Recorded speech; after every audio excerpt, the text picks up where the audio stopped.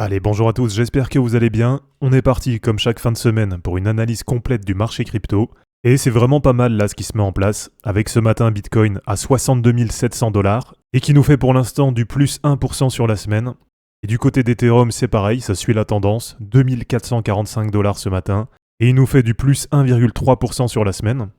Et globalement, vous le voyez sur la carte, on a quand même beaucoup de vert, donc ça fait plaisir.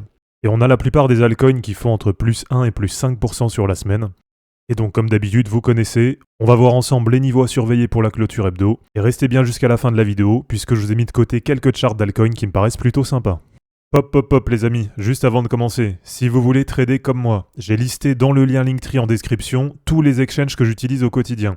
Et vous allez pouvoir vous y inscrire avec des réductions à vie sur vos frais de transaction, et vous allez pouvoir récupérer plusieurs milliers de dollars de bonus.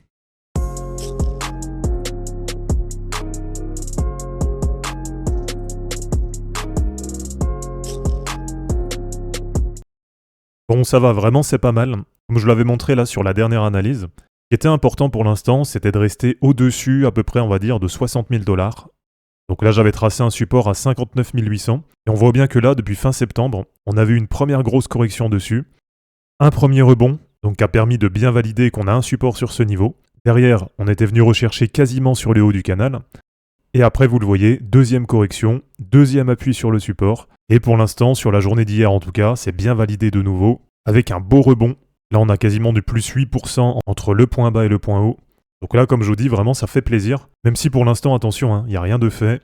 Et vous le savez, tant qu'on reste enfermé dans ce grand canal descendant, et je sais que ça commence à paraître long, ça fait plus de 7 mois que ça dure, mais voilà, globalement, je trouve que c'est quand même pas mal.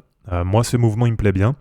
Tant qu'on arrive à rester, on va dire, au-dessus de 60 000 dollars, eh bien, on a toujours la possibilité d'aller assez rapidement tester le haut du canal. Et qui dit test de haut de canal, dit surtout test de cassure. Et vous le savez, moi j'ai toujours cet objectif que sur le mois d'octobre, ou alors peut-être sur le mois de novembre. Voilà, s'il y a quelques semaines de retard, c'est pas très grave. Mais en tout cas, j'ai bien l'objectif que sur les prochaines semaines, on ait cette cassure haussière du canal. Et ça nous permettrait d'activer l'objectif de voir un Bitcoin entre 80 000 et 85 000 dollars sur les prochains mois. Donc à surveiller à la hausse, on l'a dit, test de cassure du canal, ça ce serait vraiment pas mal. Donc si vous voyez une clôture hebdo à peu près au-dessus de 64 600, là ça va vraiment être positif. Et à surveiller à la baisse, très simplement, comme on l'a vu, tant qu'on arrive à rester au-dessus de 60 000, pour l'instant c'est pas mal. Et là si je repasse en hebdo, tant qu'on arrive à rester au-dessus de la moyenne mobile 50, donc là c'est celle qui est en orange, et elle se trouve actuellement à 56 700. Donc en gros, tant qu'on reste au-dessus de ça, eh bien même si on a une correction sur ce niveau, on serait dans la même configuration que début août et début septembre, et ça ferait pourquoi pas un nouveau repli pour recharger encore sur Bitcoin. Alors je vous dis recharger sur Bitcoin, mais pas forcément, il n'y a pas que Bitcoin. Perso, comme vous le savez, j'ai vraiment un sentiment boule là sur le marché pour les prochains mois. Et c'est pour ça d'ailleurs que je suis quasiment 100% exposé au marché, mais j'essaie quand même de garder toujours 3, 4, 5% du SDT, au cas où justement on ait un retour par exemple sur cette moyenne mobile 50 ou carrément sur le bas de canal, même si là je vous avoue que ce serait quand même beaucoup moins positif. Et donc tout simplement, même si je suis plutôt boule quand je me projette d'ici quelques semaines à quelques mois, eh bien j'exclus pas qu'on ait peut-être de nouveau un appui sur cette moyenne mobile 50, et donc ça permettrait de recharger soit sur Bitcoin, ou soit sur les différentes altcoins qui m'intéressent. Alors du côté d'Ethereum, c'est pareil, c'est plutôt pas mal, même si là on va passer assez vite, puisque sur la semaine, on voit que sur ETH, c'est vraiment coincé entre deux moyennes mobiles. On a eu de nouveau un appui sur la moyenne mobile 200 hebdo, et dans le même temps, on est coincé sous la moyenne mobile 7. Donc là, on voit bien que sur Ethereum, il y a de moins en moins de volatilité. Tant qu'on est enfermé dans ces niveaux, il n'y a pas grand-chose à en attendre. Mais par contre, dès qu'on aura un break haussier de cette moyenne mobile 7, donc avec un break vraiment franc, eh bien on se retrouvera un peu dans la même configuration qu'on était mi-septembre. Et normalement, assez rapidement, l'objectif, ça va être de revenir sur ces niveaux. Donc ça nous fait entre la moyenne mobile 50 et la moyenne mobile 20 hebdo. Et normalement, assez rapidement, eh bien je pense qu'on pourrait revoir ETH autour des 2900 dollars. Alors du côté des total market cap, là c'est pareil, je vais passer assez vite, puisque finalement tout se ressemble un petit peu. Donc sur la totale 1, c'est un peu comme sur Bitcoin, on est toujours enfermé dans ce canal descendant, et on est même enfermé entre trois moyennes mobiles, la moyenne mobile 20 hebdo, la moyenne mobile 7 et la moyenne mobile 50. Donc là aussi on le voit, il y a de moins en moins de volatilité, donc on sent quand même qu'il va y avoir un mouvement qui va bientôt arriver. Et si je vous rappelle les différents objectifs sur la totale 1, donc en cas de break haussier du canal descendant, eh bien ça nous fera un objectif autour de 2785 milliards de dollars. Sachant qu'aujourd'hui, on est autour de 2140. Et donc, en cas de cassure haussière, dans un premier temps, on pourrait envisager d'aller viser entre plus 28 et plus 30% sur l'ensemble du marché. Alors, sur la Total 2, globalement, c'est à peu près la même chose. Et là, pour l'instant, ça bloque sous les 900 milliards et sous la moyenne mobile 50. Et sur la Total 3, total market cap de l'ensemble des alts, auquel on retire bien sûr Bitcoin, mais aussi Ethereum, et bien là, vraiment, le mouvement qui se met en place, moi je trouve qu'il est plutôt pas mal. Avec, on l'a vu sur les dernières semaines, plusieurs appuis sur la moyenne mobile 50. Donc là, on a bien une confirmation. On avait probablement des points bas là sur ces dernières semaines. Après, on l'avait vu, on a vu la cassure haussière du canal. Et là, si je vous montre en daily, on a un pullback qui est quasiment parfait. Donc on a le prix qui ressort par le haut du canal. C'est pour ça que là, ça me plaît bien. Pour moi, il y a un pullback qui est quasiment parfait. Et alors, en termes d'objectifs, que bien sûr, plus on casse tard et plus l'objectif est bas, là, actuellement, on peut viser autour de 740 milliards de dollars sur les altcoins. Eh bien, ça nous fait à peu près du plus 22% à viser.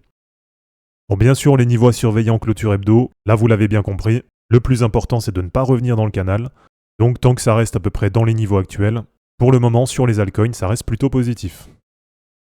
Et alors, pour terminer, je vous ai partagé quelques charts hier sur Twitter et sur Telegram, avec déjà cette première chart concernant les Others. Donc là, c'est concernant toutes les altcoins hors du top 10. Et c'est pareil, globalement, ça ressemble à ce qu'on a sur la Total 3, avec un break haussier du canal descendant, tout de suite derrière un pullback qui est plutôt propre. Et donc l'objectif sur les Others, donc on va dire plutôt sur les altcoins mid-cap et low-cap, eh bien là il est déjà déclenché, et c'est d'aller chercher à peu près 303 milliards de dollars. Et donc en termes de perf, ça fait à peu près du plus 42%.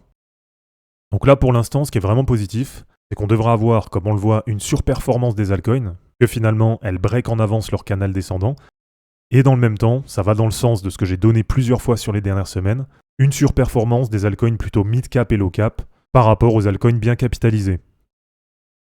Et donc hier, je vous ai partagé aussi deux charts concernant des mêmes coins qui me paraissent plutôt pas mal, avec déjà en premier lieu le même coin Bob. Alors attendez, il est où? Voilà. Donc Bob, vous le savez, j'en ai un petit peu dans mon wallet. Et donc là sur Bob, si vous voulez tenter un trade, je pense qu'il y a quelque chose de pas mal à jouer, puisqu'on est sur un test de cassure haussière du triangle. L'objectif en cas de cassure à la hausse, ça va être d'aller chercher du plus 235%. On peut envisager en gros d'aller faire du x3,3 sur Bob. Alors le deuxième que je vous ai partagé, c'est sur Cat, Simon Cat. Et celui-là, je vous l'ai partagé il y a quelques semaines, comme étant un des mêmes coins chats que j'envisageais pourquoi pas de prendre. Et donc comme je vous l'avais dit, j'attendais qu'il y ait un bon repli dessus. Et là, ce repli, il a eu lieu, avec un passage du prix dans la zone de rechargement. Donc là, je pense vraiment qu'on a eu un bottom sur Cat. Mais voilà, je me précipite pas, j'attends encore un petit peu. Et donc potentiellement, comme elle est sur des niveaux qui me paraissent intéressants, eh bien je vais voir sur les prochains jours, et peut-être que je vais l'ajouter à mon wallet. Et allez, pour terminer, je vous montre une dernière info. Et là, c'est plutôt pas mal, puisqu'on a Grayscale, qui a mis Kaspa, on va dire, en liste de surveillance. Et donc peut-être que sur les prochaines semaines ou les prochains mois, Grayscale lancera un trust sur Kaspa. Donc là, ça ferait vraiment plaisir, puisque, souvenez-vous, les derniers trusts qu'on a vus, c'était sur Sui et sur TAO. Et depuis qu'il y a eu ces lancements, les deux se sont vraiment envolés. Donc s'ils en mettaient en place sur Kaspa, on le sait, elle a un petit peu de mal à repartir là ces derniers temps. Là, ça ferait plaisir, ça pourrait être pas mal, et ça pourrait aider à reprendre une petite dynamique pour revenir, pourquoi pas, tester la TH à 0,20$. Donc voilà les amis, c'est terminé pour cette vidéo d'analyse technique sur les cryptos. J'espère en tout cas que ça vous aura plu. N'hésitez pas à l'aimer, à la commenter et à vous abonner pour en suivre d'autres. Je vous rappelle que dans la description de cette vidéo, vous allez retrouver tous les liens utiles et les liens pour me soutenir. On se dit à bientôt pour une prochaine vidéo, et d'ici là, ne capitulez pas, car les fortunes se créeront en portant vos burnes. Ciao.